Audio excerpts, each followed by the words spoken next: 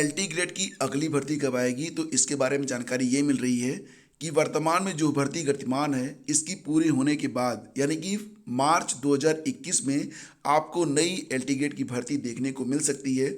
इसमें पदों की संख्या 10,000 या इससे अधिक रह सकती है।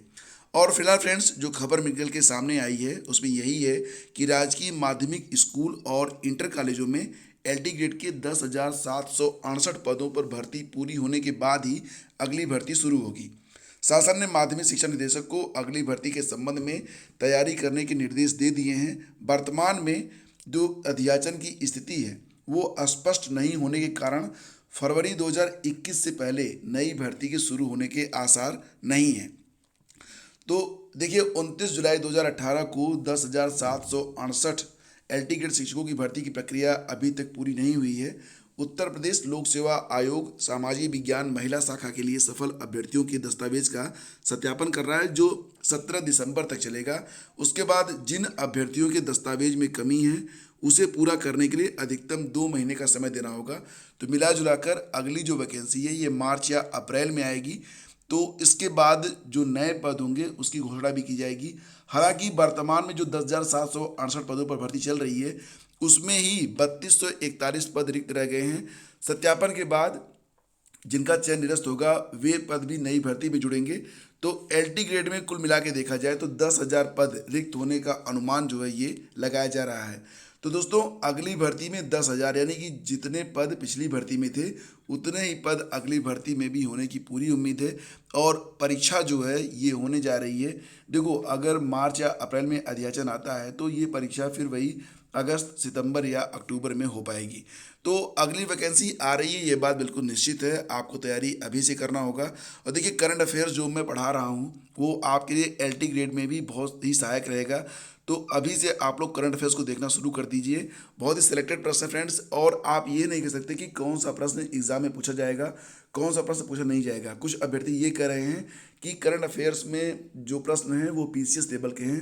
तो फ्रेंड्स, पीसीएस लेवल और यूपी ट्रिपल एससी लेवल और एलटी ग्रेड लेवल तीनों में कोई विशेष अंतर नहीं होता है। कुछ कठिन प्रश्नों को भी समझिए, इससे आपकी तैयारी और बेहतर हो जाएगी।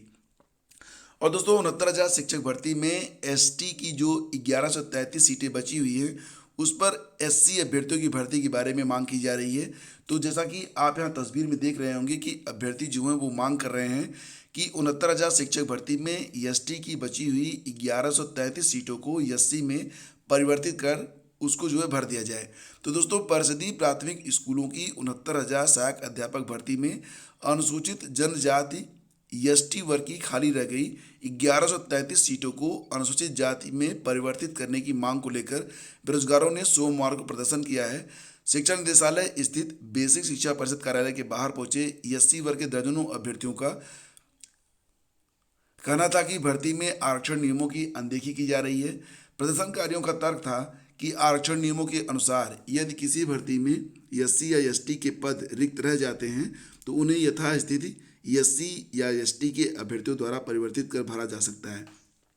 तो अभ्यर्थी ये मांग कर रहे हैं और उन्होंने विज्ञापन भी सौंपा है कि जो रिक्त पद रह गए हैं एसटी वर्ग के उन्हें एससी जो वर्ग के अभ्यर्थी हैं उनसे भरा जाए। और दोस्तों, बात करते हैं, देखिए यूपी में टीजीटी पीजीटी 2020 की वैकेंसी जो आई थी और इससे बाद में रद्द कर दिया गया था, तो ये तो निश्चित हो गया है कि 15 दिसंबर तक अभी इसके आने की उम्मीद नहीं है, क्योंकि उत्तर प्रदेश माध्यमिक शिक्षा सेवा चयन बोर्ड ने टीजीटी और पीजीटी भर्ती 2020 में टीजीटी जीव विज्ञान का अध्याचन अलग से लेने के लिए आज से यानी कि 8 से लेकर 15 दिसंबर तक पोर्टल खुलेगा।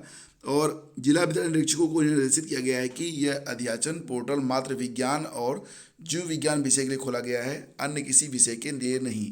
तो दोस्तों, 15 दिसंबर के बाद कोई भी अध्याचन स्वीकार नहीं होगा। उस सूची की ओर से जारी सूचना के मुताबिक चयन बोर्ड के संज्ञान में यह आया है कि 8 नवंबर 2019 तक ऑनलाइन जो विज्ञापन प्राप्त हुआ था उसमें जीव विज्ञान विषय की रिक्ति को भी शामिल किया गया था विज्ञान के अंतर्गत। तो अब इसे अलग अलग मांगा जा रहा है। जीव विज्ञान विषय को विज्ञप्ति में शामिल करने के लिए पूर्व में प्राप्त विज्ञान विषय के अध्याचन को निर्दिष्ट करके विज्ञान और जीव विज्ञान का अलग अलग ऑनलाइन अध्याचन प्राप्त किया जाना है। प्रदेश के लगभग 4,500 से अधिक ऐसे विद्यालय हैं अशासकीय सहायता प्राप्त, जहां पर 29 अक्टूबर को विज्ञापन जब जारी हुआ था जिनकी भर्ती के लिए, और इसे 18 नवंबर को निरस्त किया गया था। सुप्रीम कोर्ट के 28 अगस्त के आदेश के अनुपालन में एक ही परीक्षा में तदर्थ शिक्षक और फ्रेश शिक्षकों के लिए भिन्न भिन्न अंक देने की व्यवस्था में सुधार करने, जीव विज्ञान विषय को विज्ञान विषय में सम्मिलित करने की आवश्यकता और प्रतियोगियों के हितों को ध्यान में रखते हुए ये निर्णय लिया गया है। तो अभी देखिए जो नई वैकेंसी है, उम्मीद यही है कि अभी ये 15 तक नहीं आएगी, तो कब आएगी थोड़ा सा आप लोग पेशेंस बनाए रखें, नई वैकेंसी बहुत जल्दी आने वाली है। तो फ्रेंड्स ये थी आज की सारी अपडेट्स। स्टडी विद ज्ञान प्रकाश 2.0 को सब्सक्राइब कर लीजिए और बहुत जल्दी सारी सूचनाएं आपको इसी चैनल के माध्यम से मिला करेंगी। Thank you so much, have a great day. जय हिंद।